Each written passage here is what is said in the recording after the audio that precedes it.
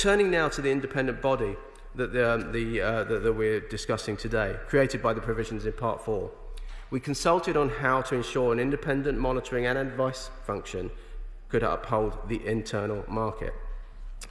In response and to oversee the functioning of the internal market, this bill sets up an office for the internal market within the Competition and Markets Authority.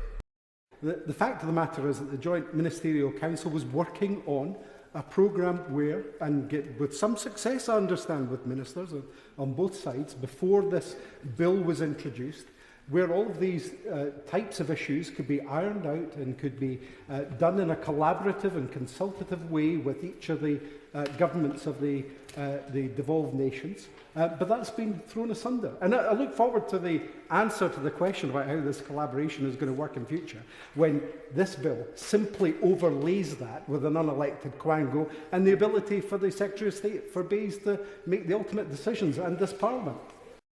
We put the great and the good, or the so-called great and the good, on these regulators. We don't really know who they are. What's the oversight that we have about their performance? What's the oversight and decision rights that we have on appointments?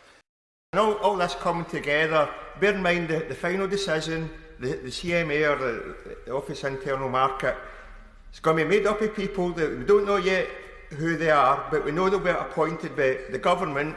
Probably Dominic Cummings will have a hand in this. So what's the chances of Scottish Parliament and Scottish businesses' interests being represented by these people? There's not much coming together there, is there?